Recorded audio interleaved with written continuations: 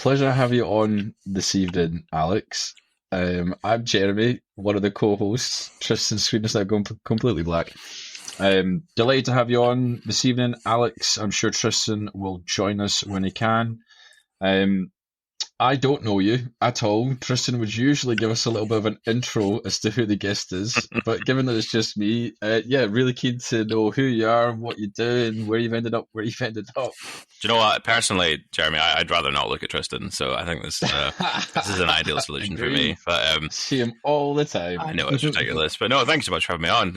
Excited to be Pleasure. here and talk a little bit about my journey. So I'll give myself an intro, seeing as Tristan's not here. So my name's Alex Thomson. I'm a visitor attraction manager at the Glenturret Distillery.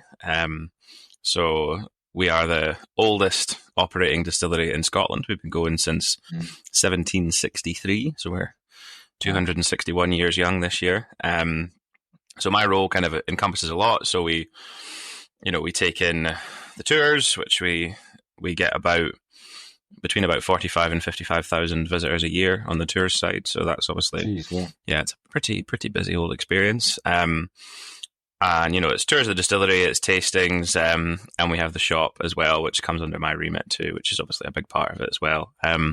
Whisky shop, gift shop, all that kind of thing coming under it. Nice, interesting. So with that, Alex, what is your background? Like how far back would you like to go? How did you end up doing that? Well, we can go quite far back, to be fair. It all starts in 1772, which I'm genuinely not joking. So I'm a farmer's son originally. I grew up just about 5 miles outside Aberfeldy, in a little village called Grantley. The family had been farming in the same area for generations, a good sort of 500 odd years as far as we can figure out. Oh, we're kind of dug into the area like ticks, basically. There's a wee church on the family farm called St Mary's Kirk, and me and my cousins used to play amongst the gravestones as children, which is quite morbid actually when you think about it as an adult. But one of the gravestones is for my 6 times great grandfather, James Thomson, who died in 1780. James died. He was buried there in 1784. But James was actually arrested in 1772 for illegally producing whiskey. Wow. And I like to think that's kind of where my whiskey journey starts, basically. So you weren't kidding. Hundreds of years ago. Yeah, it was. It's in the blood. And then I was kind of always aware of whiskey growing up. The family had a distillery on the farm since until 1910. The last sort of owner and distiller was my great-great-great-grandfather, who was also an Alexander Thomson. So, I said that shut in 1910 with the tax hikes from David Lloyd George, but sort of different branches of the family stayed in the whiskey industry. There was a famous sort of blending office in Perth called Peter Thomson's Blend, which was quite a big name in blended whiskey. And from that, I don't know if you've seen, there's a new independent bottler started in the last about 18 months now, called Finn Thomson Whisky. Tristan, you might have seen some of the stuff posted about that. So Finn's something like my third cousin twice removed or something like that, he's descended from the blending side and I'm descended from the single malt side. So whiskey was always kind of around growing up, and growing up in Highland Perthshire, I just assumed that the only whiskey that existed was Dewar's, Bell's, or Grouse, because those were the brands that were around. And probably much like Tristan and probably yourself as well, Jeremy, growing up seeing the famous Grouse written across the front of the Scotland shirt and all that, it was a big part of life, really. And then when I was finishing school, I didn't really have any idea what I wanted to do in life. I knew that I liked history, and I knew that I was quite good at talking, as I'm probably evidencing right now. So I actually got a summer job at Blair Castle as a tour guide, and loved it. Absolutely fell in love with tourism as an industry. Decided to move to Edinburgh, studied travel and tourism at Edinburgh College, and then international tourism management at Napier University. And while I was doing that, just looking for a student job, and happened to handed it, back in the day, your mum used to say, just go and hand your CV out to places.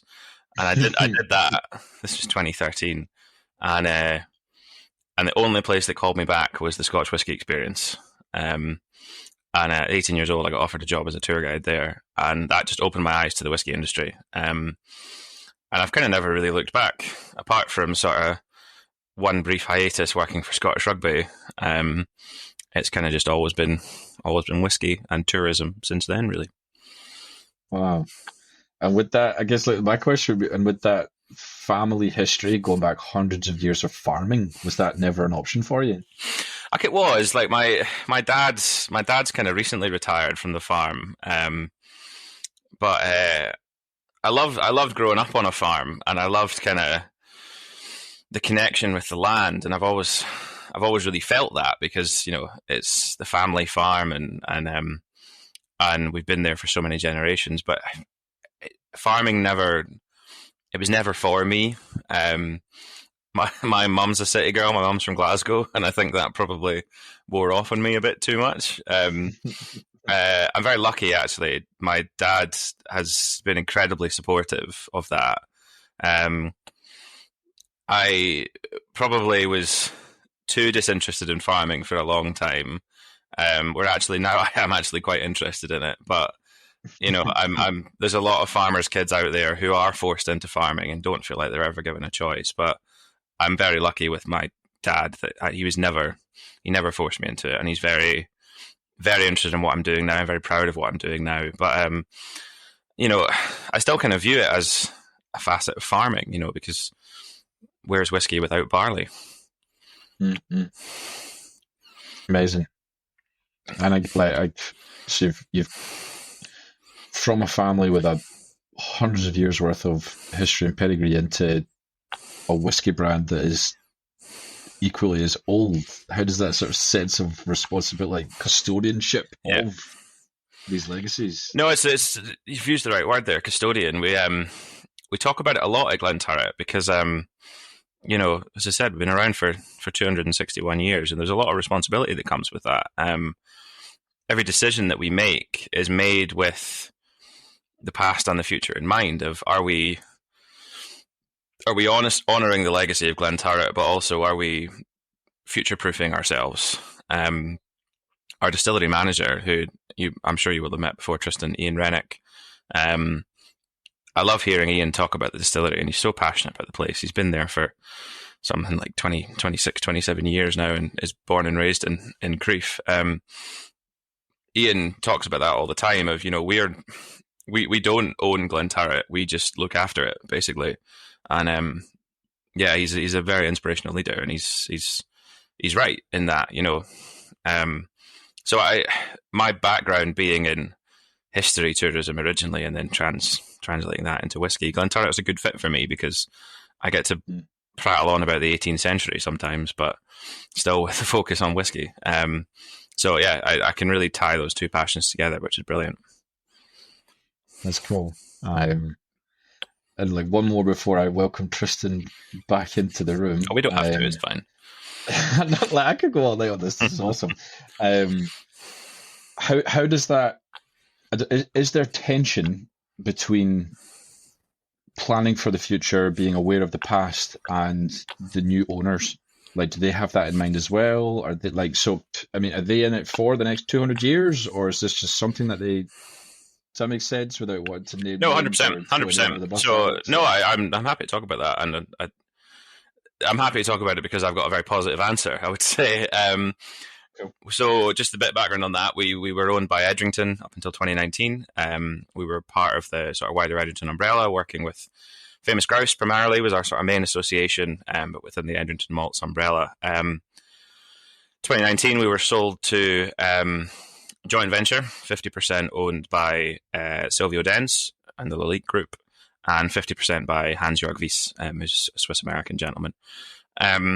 The big focus that the two of them took, and Silvio kind of from one side and Hans-Jörg from the other side, was Silvio's focus is in finding these historic properties that he thinks aren't necessarily being used to their potential. So what he saw with Glenturret, which I think is an amazing vision to have seen, is the oldest distillery in Scotland with all this storied history and all these lovely traditional practices, but no one had really heard of it before. And, you know, we think about Bushmills as being marketed as the oldest whiskey distillery in the world and all that kind of thing. And, you know, that's what they focused the brand on. And actually, because of the market position of Glenturret, it was not seen as a big market single malt, and a lot of that was down to the volumes produced. So Silvio, as an example, has just bought a hotel in Zurich called the Villa Florhof, which is, I believe it's one of the oldest hotels in Switzerland, and was closed and was going to ruin and all that kind of thing. And you know, he saw that and thought, well, what a shame. Like, this is this amazing storied building that's seen hundreds of years worth of history, and it's just not being lived up to its potential. And that's what you saw with Glenturret. And Hans Jorg, from the other side, what Hans Jorg is really focused on is the sustainability aspect. And actually, how can we make whiskey in a way that honours those traditions without killing the planet?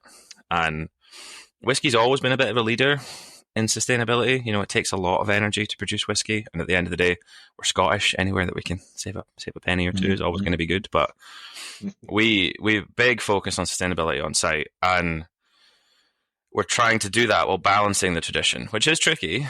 We've got the right people in those positions. So Ian, our distillery manager, and then our project manager is a person called Lucy Armstrong, who Whisky Magazine recently named as their Sustainability Officer of the Year.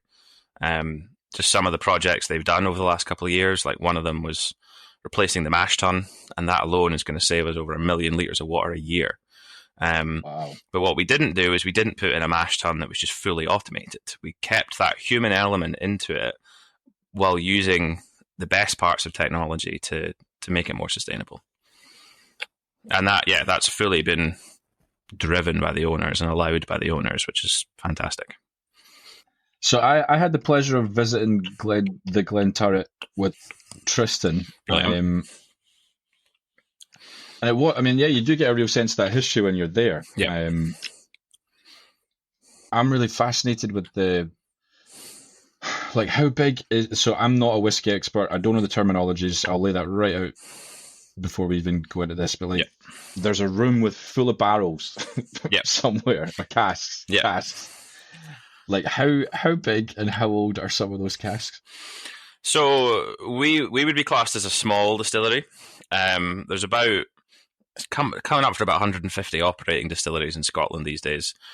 According to the Whisky Yearbook, which comes out every year, the 2024 edition, we're within the 20 smallest distilleries in Scotland, which is, you know, we haven't done that on purpose necessarily. That's just what we are.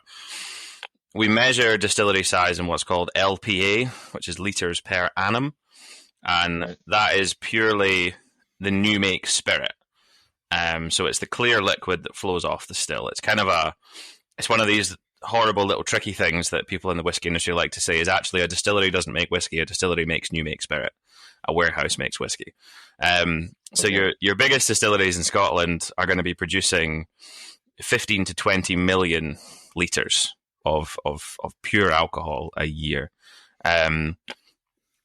We're producing, what was it? Under previous owners, we were about 100,000. Last year we were 220,000. This year we're on target for 324,000 is what we're aiming for this year. So that's a big increase. It's huge growth. But that compared to 20 million is still not a lot. So the warehouses on site they're traditional warehouses, the ones that you saw. They're what's called dunnage warehouses, where the casks are laid on an earthen floor. We've got 6 of them on site, and between them there'll be anywhere between 5,000 and 6,000 casks between those warehouses. But again, to put that into some context, in the whole of Scotland there are about 26 million casks of whiskey. There are enough casks in the whole country for every member of the population, including children, to be given 5 and to have some left over. So now I'm back in the room and joining the session. It's been interesting to hear your initial journey and then now time at Glenturret. You've mentioned Ian Rennick a few times. Yep. Do you have other mentors at Glenturret? really learned or be inspired by? Yeah, so the first person I ever spoke to at Glenturret was John Laurie, who was the managing director of Glenturret. John and I met actually on a Zoom call. So one of the things I do outside of Glenturret is I'm a judge for the World Drinks Awards. So through Whisky magazine. And I remember it was deepest, darkest lockdown. We were figuring out how we could judge whiskies in lockdown, which they came up with a very elegant solution of. They would send you a pack of 20 miniatures of whiskey, and you would all join a Zoom call and judge whiskies together. It was great fun. We'd start these sessions at like 10 o'clock in the morning. You'd be sitting in your spare room, drinking whiskey at 10 a.m. on a Zoom call. It was a wonderful time, COVID. And I remember one of the first COVID sessions I joined, there was 4 of us in the group, but when I joined, the only other person who was on the call was John Laurie. Now, at the time, I was working at Aberfeldy Distillery, which is obviously just over the hill. And I'd never met John before. I'd never interacted with John before. And, it came up in the bottom of the screen, John Laurie, Glenturret. So I started asking him, what's Glenturret like and all that. And at the time, they were going through the renovation after the new owners had taken over. So he kind of talked me through the vision and, kind of some of the stuff I've told you guys already about what the owners saw and the potential that they saw in the place. And I remember just being like super, super captivated by it. So when the opportunity came up to move to Glenturret, it was kind of a no-brainer. I kind of snatched it with both hands, really. And John's been great from a lot of aspects. I think the main one for me is actually realizing the back office things required for a business. We've been discussing staffing a lot recently and kind of seasonal staffing and how we balance staffing around tour numbers and all that. And actually the insight that John's given of how we balance actually the demands of the visitor centre versus the staffing needs and all that kind of thing, and how we can work with sort of internal stakeholders in the business to make that work, has actually been really interesting and given me a lot of insight actually into how a business properly works. So John was a big one. You probably will have seen Tristan. John's actually leaving us now.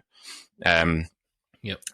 He's a traitor. He's way back to Edrington. It's been a long road for John at Glenturret, and the biggest thing was he was commuting 114-mile round trip every day. Which he was a Monday to Friday in the office kind of guy, which really shows his dedication at the place. So he's got us to where we are now. Like the whole brand position is really because of John. So we'll miss him and we wish him well. But yeah, he's been a big part of my journey at Glenturret. And then from the whiskey side, sort of out with Ian, we work with Bob Dalgarno, who's the whiskey maker for Glenturret, previously the whiskey maker for Macallan. I love working with Bob. Bob's great. He's a character, is our Bob. He's an Aberdeenshire barley farmer who happened to be quite good at whiskey and has all the mannerisms of an Aberdeenshire barley farmer. Him and I get on quite well because we're both just farmers at heart, and can take a ribbing and take a bit of stick. But Bob's brilliant. I like to think I've got a reasonably good nose for whiskey. So Bob and I have quite a lot of good chats, and his little office is on site, and if he's working on something and you pop in to have a chat with him, he's always really keen to share what he's working on and give it to people and let them have a little smell of it. So I've learned a lot from him. And then lastly, I would say my sort of direct manager at Glenturret is a guy called Colin Hart. And Colin's a very understated guy.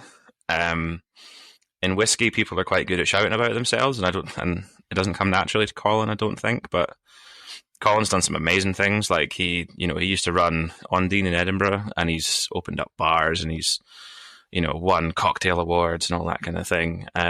So he was brought on board as food and beverage manager for the Glenturret when the rebrand happened, and then ended up becoming operations manager. And I've never seen someone juggle so many plates successfully than Colin. You look at the tours, the shop, the restaurant, the cafe, the house, they all come under Colin's remit, and they all keep spinning. So he's doing a good job.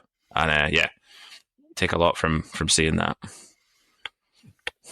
When someone like John leaves, does that make you in the future, or are you Glenturret for life? I don't know. It's a tricky one. I've been at Glenturret now for 2.5 years, and I love it. And I can't see myself moving on anytime soon. But things come up in life. You never know. Yeah.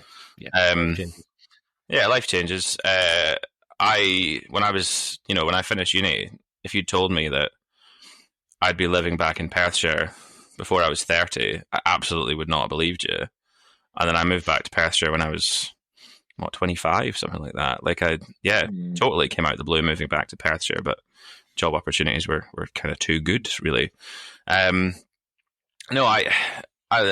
opportunities I have at Glenturret are amazing. And one thing we're working on at the moment with one of my colleagues in production, Fiona MacDonald, who again you probably know a bit, Tristan. Yep. So Fiona joined us as a production operator just about 1.5 years ago now, and Fiona's got a background in food science. So one thing that Fiona's working on is looking at sensory analysis and how we analyze our spirit and how we keep that consistency in our spirit. Because at the end of the day, we can put it in as nice a bottle as we like, but the spirit has to be good. The bottle gets people to try it, the quality gets people to come back. So we're really focusing at the moment on the quality of our new make spirit, because a cask can only cover up so much if the new make isn't good. And we're very lucky. The new make that we produce is lovely, but we need to keep that up and understand why the new make is the way it is. So Fiona's been tasked with kind of leading that sensory analysis. Fiona and I work quite well together. So she's putting together a sensory panel at the moment. And obviously my background with judging, that's something that I'm working towards sort of any way that I can help her in that. Definitely be keen for. So who knows? We joke all the time that she's going to run the sensory panel, I'm going to be part of it, and then one day we'll be the whiskey making team and all that kind of thing. So it's an amazing industry, whiskey. You can be in every side, from stock management to talking about it to running the restaurant and all that kind of thing. It's opportunities are endless, really. Do you have aspirations to move into the whiskey making side of things? I don't really know. It's something I'd never really thought about until probably the last year or so. But it's a part of the industry that fascinates me. When I worked at Dewar's, I got to see a bit of the process and understand it a little bit better. Their master blender is a woman called Stephanie McLeod, who has won Master Blender of the Year something like 4 or 5 years in a row, which is amazing. And the insight that I got from her, and even just brief conversations with her, was fascinating. And actually looking at really what goes into producing that bottle of whiskey that we all take for granted that sits on the shelf. So yeah, it would be a cool avenue to explore. And actually the great thing is, I got into whiskey for 2 reasons. I like talking and I like a dram. And the great thing is whiskey makers and master blenders have become brand ambassadors now. So, 50 years ago, nobody knew and nobody cared who was in the lab making Johnny Walker or Dewar's or whatever. But now we expect these people to front the brands as well. And Stephanie's one of the real proponents of that. And, Jim Beveridge, who just retired at Johnny Walker, was big on that as well. And David Stewart from Balvenie. And these people became public figures as well as blenders. So never say never. Mm. And with the restaurant, which is it two Michelin stars at this point? 2 Michelin star, yeah. So we got our second Michelin star in February just gone. So I've spent the whole day at this conference today saying our Michelin star restaurant, and then having to go, sorry, our 2 Michelin star restaurant. It just sounds like I'm bragging, but it's generally I just keep forgetting because it's so recent. Oh, it's mad. The team up there are just. They blow me away, the team up there. I was very lucky recently. I was part of a conference at Gleneagles recently, and coincidentally the conference ended with dinner at the restaurant. And so I joined the group and went and had dinner. And, you get desensitized to things when you work with them so often. And, I hear about the restaurant every day. My partner actually works in the restaurant, so I sort of hear about it every day. And But you forget when you're on the customer facing side of it, and you're eating the food and you're being served and you're getting the chat from the guys, that actually we're leading the culinary conversation in Scotland, which is amazing. And Best in the world. Yeah, it's wild. yeah, we were National Restaurant Awards named us as the #1 restaurant in Scotland last year. So incredible. Insane. So for me, working in the kitchen is where I would say I learned teamwork in the kitchen. And it was fine dining, so we were inspected. Never got a rosette or an award, but it was all like, so I'm always fascinated about kitchens, like Gordon Ramsay, kitchen nightmares or whatnot. Yeah, it's good TV, but actually seeing a team like that operate at that really, really high level, yep, and being consistent, yeah, I find it fascinating. So yeah, my question would be like, what's it like being around that sort of brand experience where the level is like, it just doesn't get any higher?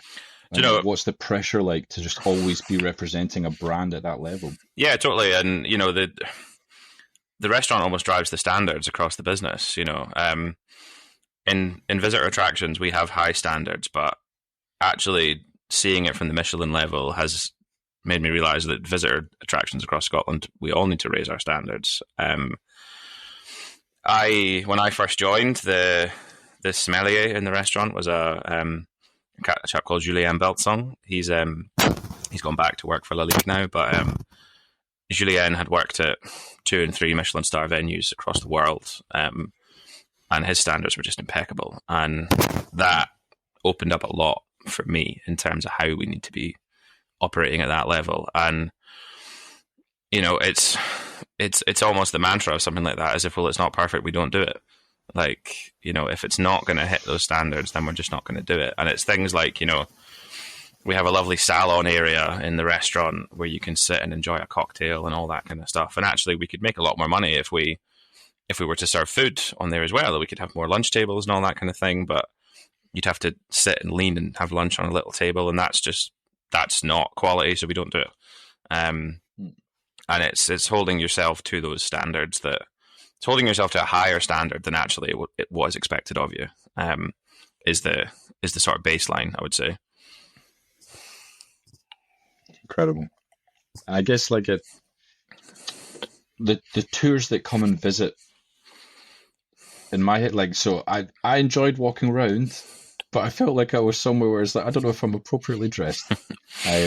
Is there a certain element that like is intimidating for people to come to a place like this off a bus? Or yeah, so we do hear that a lot. Sorry, I'm just gonna cough quickly. Enough whiskey today. We do hear that a lot of people saying, "Oh, I'm so sorry. I don't feel like I should be here," and all that kind of thing. But actually, we want to create a relaxed environment, and we don't want people to feel out of place, because, you know, our chefing team aren't like that. You know, they're not elitist, our chefing team, at all. It's a chefing team from all over the world, from different cultural backgrounds. You know, our head chef Alex is from Greece. One of our commis chefs is from Estonia. We've got a commis chef from Australia, one from China. Our executive chef Mark is from Glasgow, slightly less exotic but still exciting. Our pastry chef Kaylee is from Scotland as well. We've got Anna, who's from Ireland. I think I've got everybody. So they're a team of really interesting backgrounds, and they're not a bunch of snobs.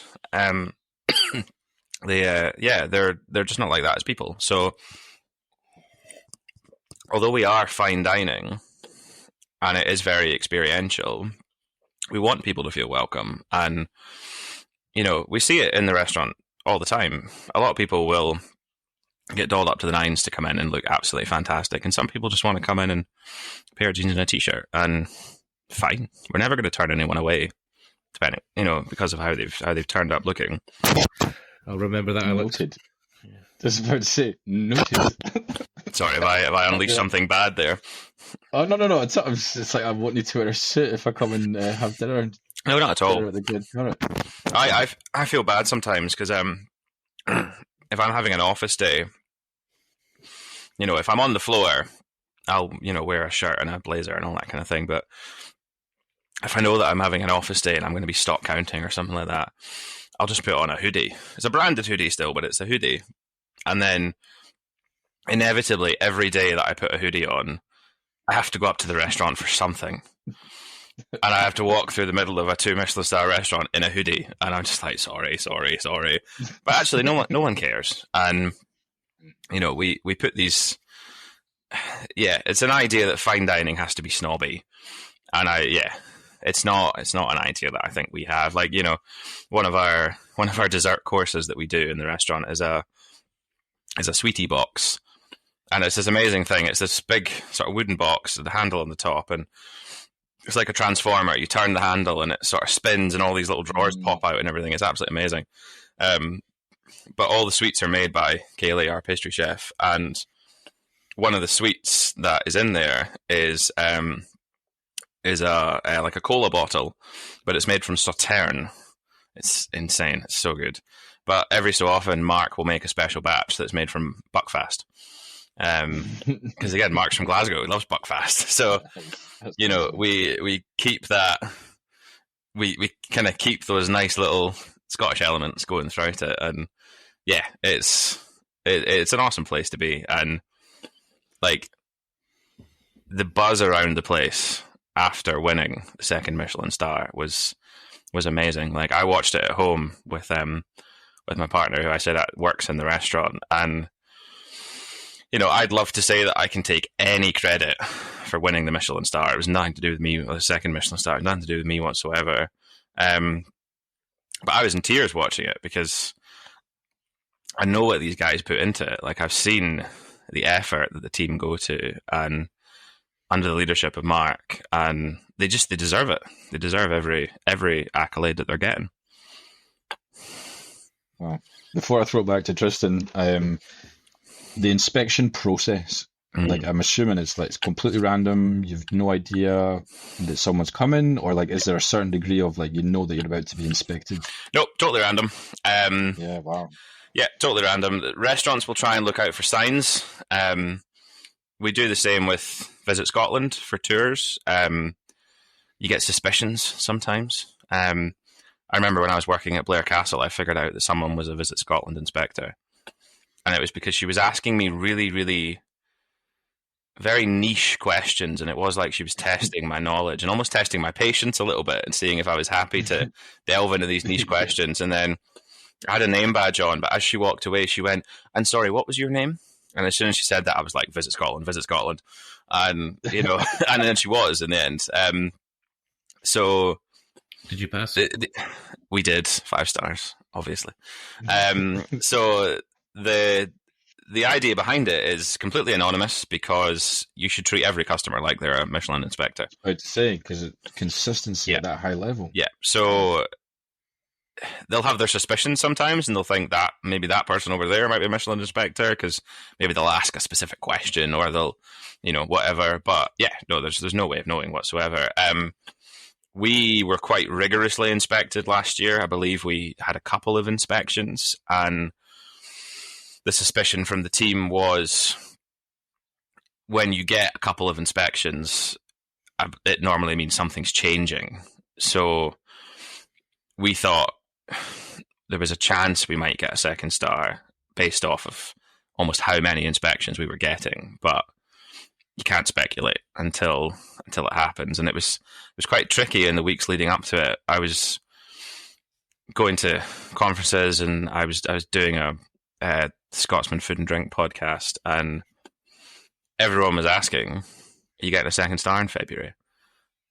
And deep down, I was thinking, well, they probably are, because I knew about the inspections and I could see the level that they were working at. But the worst thing we could have done was gone, yeah, we're getting a second star, and then not get one, because then we just look like idiots, basically. So yeah, it was the period between November and February when we initially got invited to the awards, and then when the awards actually happened, it's a pretty stressful couple months, but paid off in the end. Incredible. Permission to ask questions, Jeremy? Please, it's only fair. Thank you. We've heard, I guess, some of your successes the kind of journey to date, but is there any obstacles or pivotal moments in your journey thus far that you'd be happy to share? Yeah, I think coming out of uni, I think we all go through it a little bit coming out of uni. It's that suddenly, oh my God, right, I've got to figure out what I want to do now. And I briefly mentioned Scottish Rugby earlier. I got a job straight out of uni, working full-time for Scottish Rugby, running the stadium tour. And, you know, I've got a huge passion for rugby. Not playing anymore, as Tristan and I have discussed many times.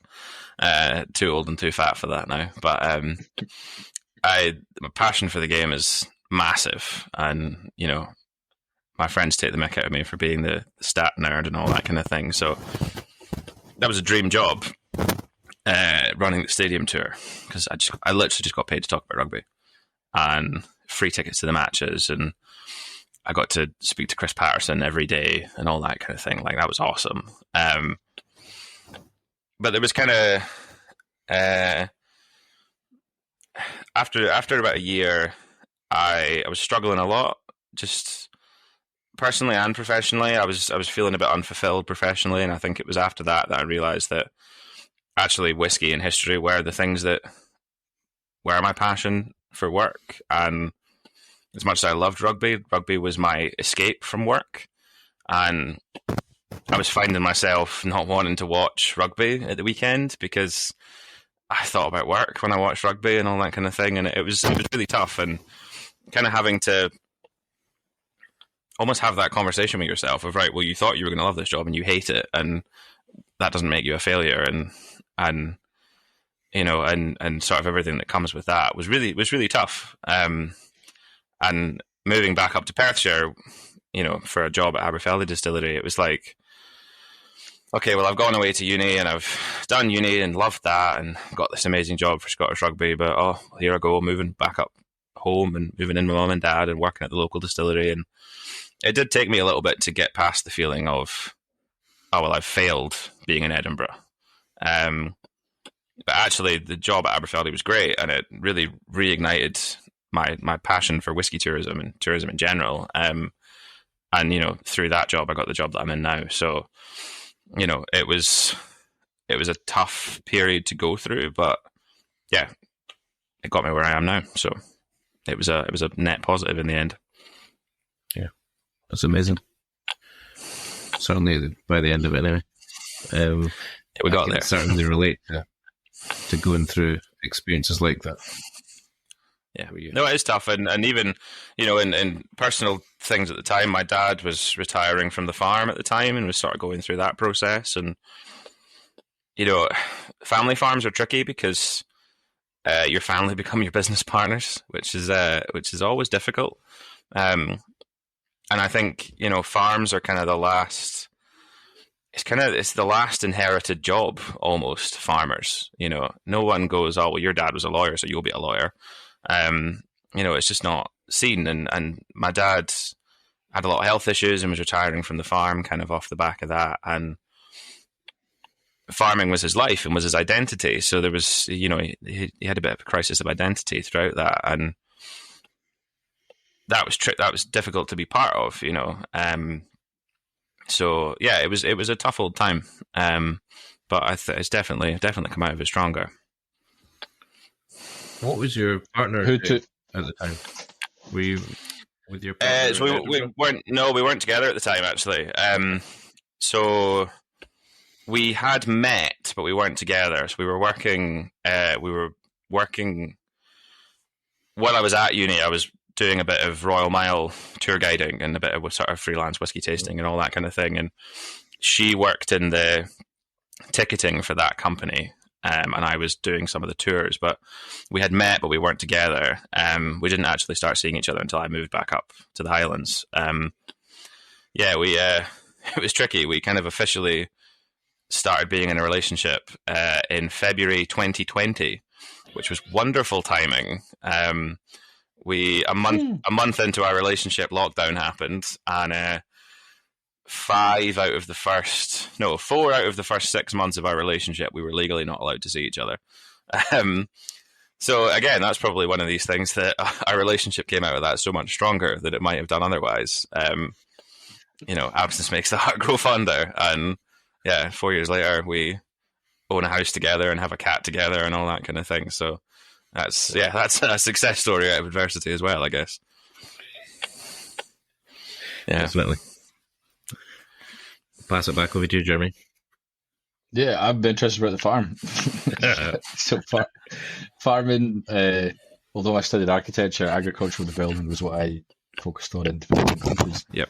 And my dad is also recently retired, and I think it would be fair to say he's gone through a similar crisis of identity, where I don't know if it's like our parents' generation. I mean, it was a career for life, right? Like you were working however many decades in the same job, and when you retire, it's like, well, that's now no longer me as a person. But the question is, so who took on the farm from your dad? So the farm, it's quite a big family.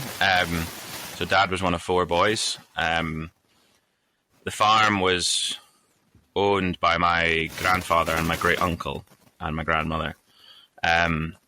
So one of the brothers died about 20 years ago. So my dad and the other 2 brothers had been running the farm between the 3 of them, with my gran and my great uncle kind of still owning shares and still being involved. So when dad retired, it was basically they bought him out of his shares of the farm. So it's still my two uncles run the farm between them, and they both got sons who are very engaged with the farm, and it's it's in safe hands is the thing. It's gonna continue. As I said, it's one of the last professions where you don't work as a farmer, you are a farmer. That's the thing. And as I said earlier, like I'm always kind of myself very lucky that if farming had been what I wanted to do, I would have been afforded every opportunity to do it, but it was never for me. And I still get to dip in and out. Like dad and I own a tractor together, so every so often I'll go back on the weekends and we'll tinker away at the engine and stuff like that. So it's funny. My partner's actually a Kiwi. Her mum moved over to New Zealand in her 20s, and her mum was the daughter of a Scottish sheep farmer. And now Louise has moved back from New Zealand and is now with the son of a Scottish sheep farmer.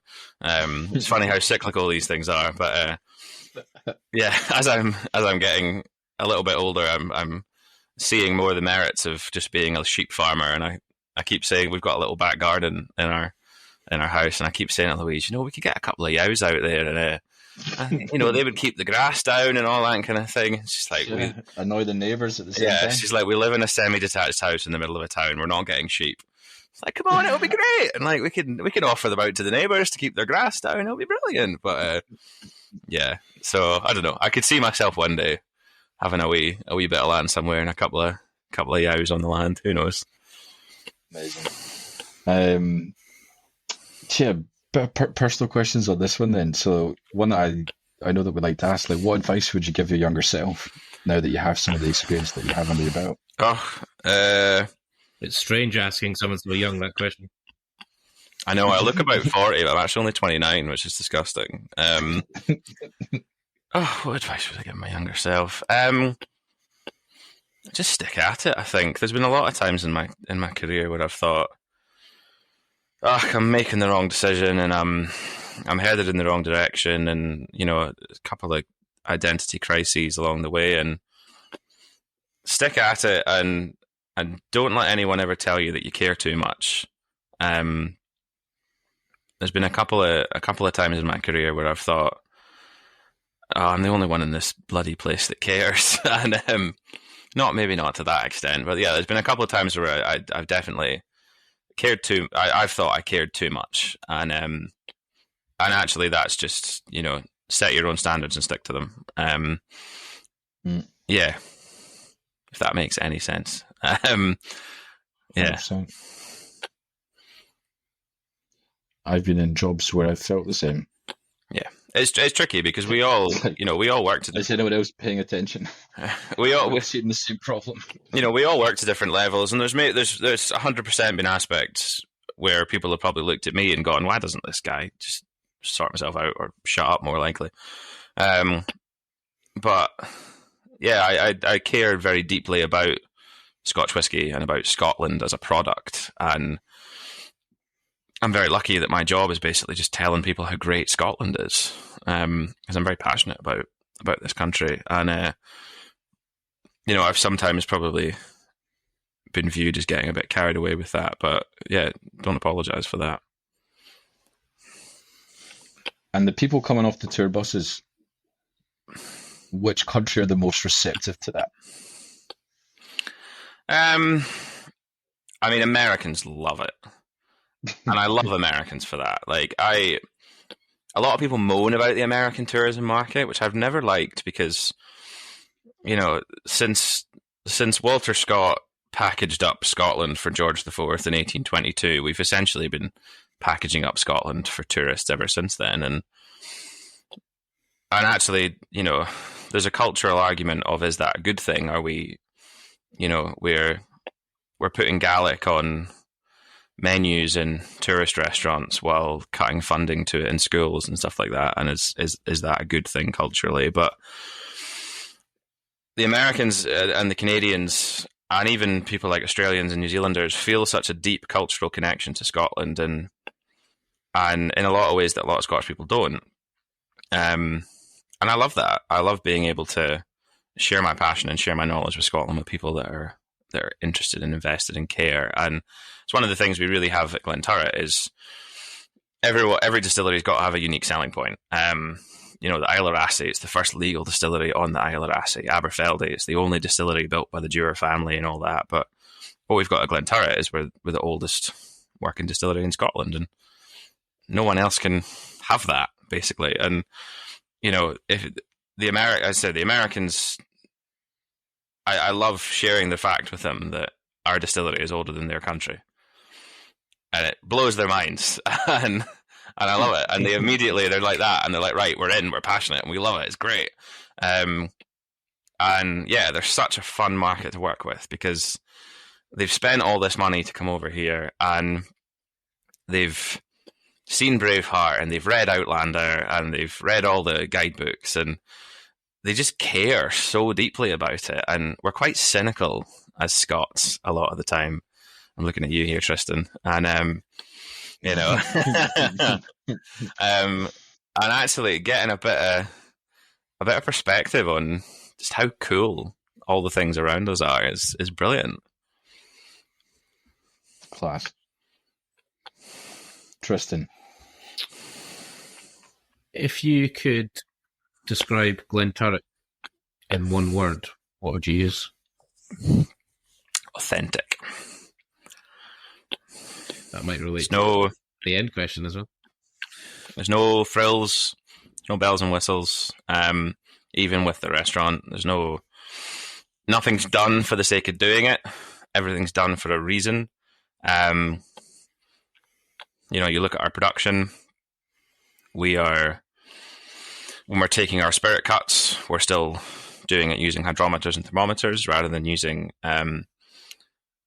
probes in the pipe. And actually, that's to allow us to be flexible with our spirit cuts, and it's to allow the guys to tailor peated and unpeated spirit to flavor profiles and all that kind of thing. So we're not just doing it so that we can say we're cutting by hand. We're doing it because we want to be able to tinker with our spirit, and nothing's done for the sake of it. Yeah, I can attest to that. Yeah, even as an outsider. You've drank enough of it,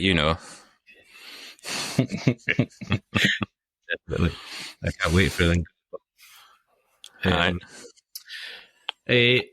What are your future plans and goals in? So we've got a big year coming up. This is, I think, going to be a huge year for Scottish tourism in general, and for whiskey. We are looking ahead at all the projections. We're pre-COVID numbers, and we're probably going to excel pre-COVID numbers. Maybe the last year is pre-COVID. So for me, it's about the next year is about managing that transition back to pre-COVID numbers, while maintaining the standards that we've set during COVID. So I've got an amazing team around me. My tour team that I've got around me at the moment are just fantastic, and they're so passionate about Glenturret, and just about giving that warm Scottish welcome, which, you know, we all prize so much. So for me, it's just about inspiring that team and keeping those standards high, and just giving that experience to all the visitors. Out with that, as I mentioned earlier on, you know, working with Fiona to help develop sensory panels and all that kind of thing is a big goal of mine anyway, that I can support Fiona. I'm looking forward to getting to do, and just develop myself within the industry. It's an awesome industry, and I hope I never take for granted how cool it is to just get to work in whiskey at the end of the day. You know, you said earlier on of what would I tell my younger self? And one thing I've been thinking about a lot recently is, as I said, I'm 30 at the end of this year. And if I'd been able to say to 18-year-old Alex, you're going to turn 30 working as a visitor centre manager in the oldest distillery in Scotland, he'd have been blown away. Like, to think that I'd get that opportunity by the time I'm 30. So it's about staying grateful for that, I guess, is the challenge. Amazing. Yeah. If this was your last day on Earth, what would you want to say to your friends and family? Oh, Christ. Wow. That wasn't on the list. I like it, though. Hang on, let me finish this dram first, Tristan. Jesus. I don't know. Sorry for being an arse, I guess. I'm quite difficult to live with a lot of the time. I don't know, just thank you for supporting me. I was quite an annoying teenager. I wasn't a difficult teenager, I was just quite an annoying teenager. And I didn't know what I wanted to do, and I didn't want to be a farmer and all that. And yeah, my mum and dad were just so supportive throughout all that of, well, okay, you don't want to do that, but what if we look into this and all that? And like, I've got an older sister who we have an amazing relationship, and she's got a wee boy who's just turned 2 at the weekend, which he literally looks like me at 2, which is hilarious. He also, you'll love this, Tristan. He doesn't call me Uncle Alex. He calls me Big Eck, which is absolutely amazing. So when me and Louise go and visit, it's Auntie Lulu and Big Eck, which I love it. And we're teaching him how to fist bump now. So you go in and you go, Ruru, can Big Eck have a fist bump? And he's like, yeah. It's the best. I love it. So, just the support that's coming from them. And then obviously, like, Louise is just incredible. Like, I work a lot. Like, I give a lot to my work because I love it. And like last summer, especially, I was pulling 10, 11, 12-hour days, 5 days a week, going in on my days off and all that kind of thing. And she never complained, because she understood that how passionate about it I was and how much I cared about it. And she was so incredibly supportive throughout that. And yeah, she's just the best. I couldn't do without her. So yeah, sorry for being an arse and thanks for the support. I think how I'd boil that down, basically. That's good. So between those long hours in the summer, like, what does an ideal downtime break look like for you, Alex? As I sort of said off mic, I'm a big gamer. I've always loved video games. Again, I'm showing my age here, but I got a PlayStation 1 for my, I think, 5th birthday or something like that. Mm-hmm. I remember long nights playing Crash Bandicoot and Tomb Raider and all that kind of thing. So yeah, a lot of games. I said very, very into my rugby. I've recently been trying to get off my arse and do a bit more fitness, so I've started running again. And it's just, the mental health benefits of that are actually really annoying because, people are right and it's annoying. Oh, Tristan, yesterday I missed my swim. So swimming's something I've got into every morning, 6:30, half an hour, 5 days a week.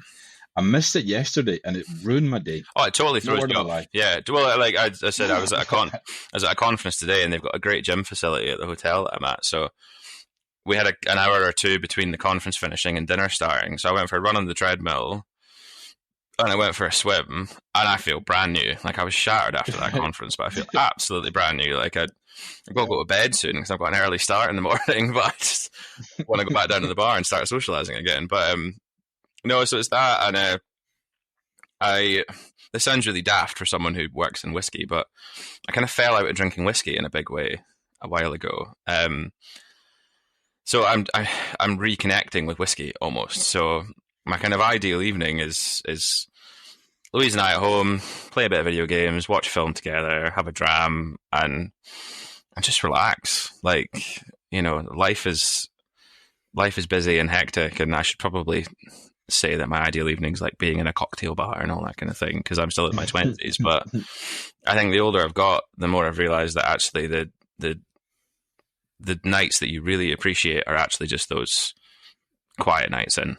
Yeah, no, that would be it for me. Does Louise game, or is this something that you do by yourself? Oh, I'm trying. Believe me, I'm trying. I got her into Minecraft for a little bit, which was good. So she was playing a bit of Minecraft. It's tricky gaming. You forget how much of it becomes instinctive after a while. You know, not having to look at the controller and all that kind of thing. But no, she's getting into it. And like during the second lockdown, we were living together, and in hindsight, it was a miracle she stayed with me throughout this period, because we spent like 4 months just sitting in the house while I played Assassin's Creed Origins and she watched.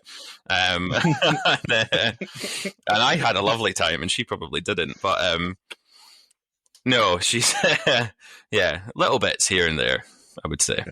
It's a shame there's not a decent rugby game, to be fair. No, I know. Do you know? And I get hurt every time. Every time a new rugby game gets released, I bloody buy it, and then it's crap.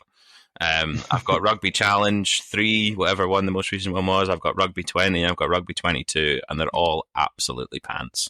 Yeah. Rugby 24 is coming out soon, and I'm ready to be hurt again. Nice. Fair. Jeremy, wrap up, buddy. Let's do it. So, name of the podcast, insert buzzword. Do you have either a favorite or a buzzword from your work that you really don't like to hear? Can be favorite or least favorite. I mean, probably we can't do that. It's, I don't like to hear we can't do that. I like to hear, well, how can we work towards that, or how can we look at that? We're a very immediate company, which is great. So, you know, we'll catch up on that later company. And yeah, I don't like phrases like that. We can't do that. We'll catch up on that later. It's, let's figure this out now and let's get it going. Amazing. Awesome. And with that, Alex, it has been a real pleasure to have you on. Again, you'll be our second whiskey expert, and I've left completely enthused about the whole thing and have a real passion for Scotland again. But yeah, appreciate everybody listening. Been a pleasure as always, and we look forward to welcoming the next guest next time. Thanks very much, Alex. Brilliant. Thanks, gents.